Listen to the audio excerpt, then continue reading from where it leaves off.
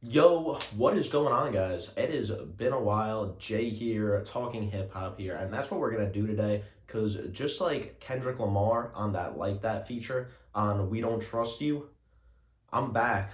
Came out of hiding to talk some shit, just like Kendrick did, and I'm thinking about it. Maybe I'll do a little video explaining my absence, talking about my goals or what I'm back for. Cause I think this may be a little rejuvenation era, but I'm not gonna be going as deep as I used to or as hard as I used to. But yeah, if you guys are interested in that, you guys are looking for some more content, let's get man, fuck, it's been a while.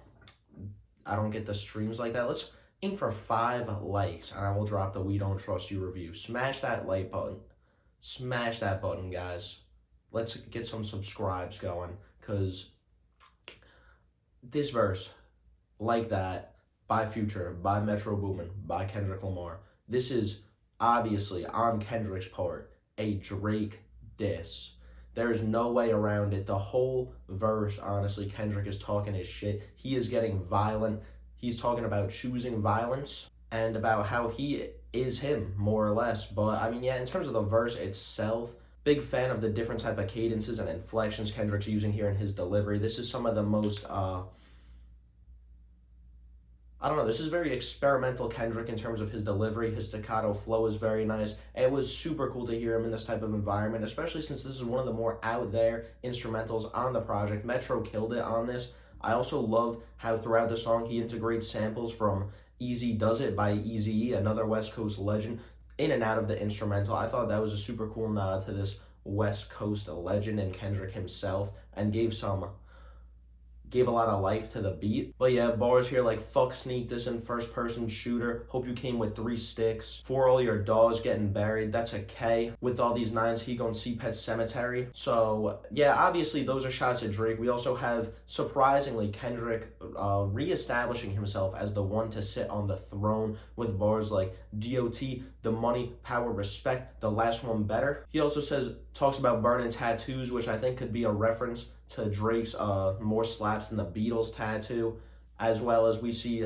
him comparing himself to Prince, as Drake has famously compared himself to MJ on First Person Shooter. He's talking about how Prince outlived MJ. So, yeah, there's a lot of brutal disses here. The lyricism is really on point, and I don't want to analyze this too much because it's all there. This is a really fucking great verse, great Drake. This is, and I'm really interested to see.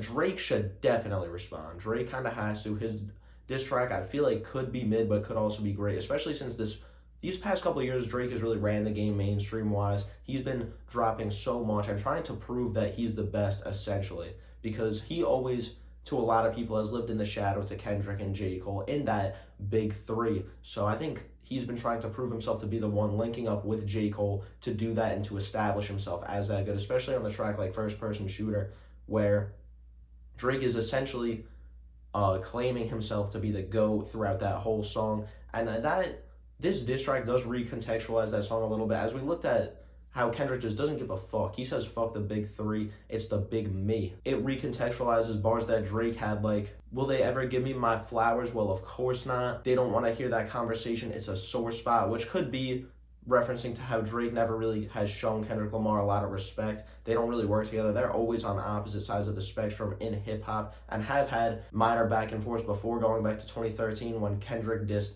the whole rap game on Control. And Drake has referenced that in, I forget which song, but he referenced that bar in another Sneak Diss. We also got to look at a track that I think might, because obviously this is a response or a reaction to First Person Shooter. I also think we got to talk about a track like Privileged Rappers off of Her Loss with 21 Savage, a track that is essentially Drake dissing on all these rappers like Kendrick and a lot of artists who fall into Kendrick's lane who don't drop very often, because he's calling them privileged rappers. Well, on that track he raps about how he has to put in the work every year. He always has to work to stay relevant and to be the best, which again, I don't know if there's sneak disses on there on Drake's part, but again, what they're rapping about on the song, he is a kind of, talking shit to a rapper like Kendrick who makes his fans wait for his music. Now, I'm not saying either one is better or either one is right, but I think that is something else that could have provoked Kendrick here. I'm really excited to see what Drake and J. Cole do in response, because although I feel like this isn't really a J. Cole diss that much, I feel like J. Cole is going to respond, because he's also out to prove he's the best. So I think, and I hope that this will lead to a lot of responses just from other rappers in general. I love, hip hop is a competitive genre, so I love to see this being reinvigorated, since we really haven't had real disses in years, especially to this level, to this quality. I hope this brings out the best in a lot of artists that are on the come up right now, and a lot of artists in general. This is, again, we'll see in the coming weeks, coming months, how Drake responds, how J. Cole responds, how other rappers who feel like they've been dissed respond, how other rappers who want to prove they're the best respond. And that is something that I'm personally super excited for. It's going to bring a lot of life to the genre. But also something else I don't see a lot of people talking about, or 2 points actually before we end it, because I want to keep this quick. One being, how does this recontextualize Mr. Morale and the Big Steppers? Because I'm sure we all remember when that album came out in 2022. That was Kendrick putting the crown down, saying he doesn't care.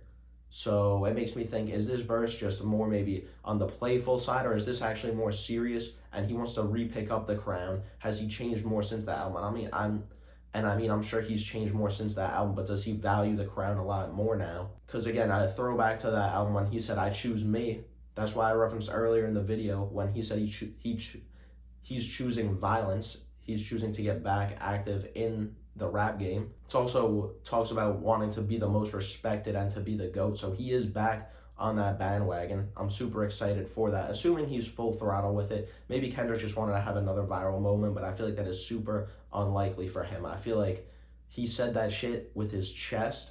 And the other point I want to talk about is the fact that this is on a Metro and Future collab album. Now, we know Metro and Drake have been having slight, very back and forth Twitter type beef for the past 6 months or so. I don't really quite understand what about. That's kind of one of those things where maybe this will bring it out. So that makes sense, right? But Future and Drake go way, way, way back. They have collab albums together, like What a Time to Be Alive. Some of the Future's biggest hits are with Drake. Some of Drake's best songs are with Future. This is a duo that we know and love. So how does Future feel about this? I'm sure he knows and heard the verse before it was cleared. So does he maybe have beef with Drake? Did he feel slighted being left off a track like First Person Shooter? Or correct me if I'm wrong in the comments, but I think he was left off of For All the Dogs as a whole. Drake did have the track What Would Pluto Do on there. He had the collab album with 21 Savage. Does he maybe feel slighted by Drake? Or did him and Drake have a falling out behind the scenes of some sorts? I don't know. Especially the album We Don't Trust You. Future is talking his shit this whole album, right? And I feel like for the most part, myself and others don't think a lot of it, because Future's always talking about shit. He's always talking about taking someone else's girl. He's always talking about the ops he's going after, but he never really gets too deep into it. So maybe are there some bars on here that are directed at Drake? Maybe we'll talk about that in my review when it comes out. But I mean, yeah, this verse was incredible. Obviously, the highlight of the album has taken the hip-hop world by storm. And yeah, I guess we'll see in the coming weeks how Drake responds, or if he does it all, because obviously he's on tour right now. But I mean, yeah, be sure to check back when shit happens, because I will be reporting on it. I will be sharing my opinions, my thoughts. But yeah, I feel like this verse sparked a lot of interesting conversation. So be sure to let me know in the comments how you feel about Kendrick's verse on Like That. We could talk about the whole album if you want to. But yeah, it's good to be back. I've missed you guys, and I'm looking forward to delivering some more content. Hopefully this will be the start and reinvigoration of talking hip-hop, because I've missed it, and I'm glad to be putting some back into it, giving some to you guys. But yeah, I'm going to catch you guys in the next one. Peace.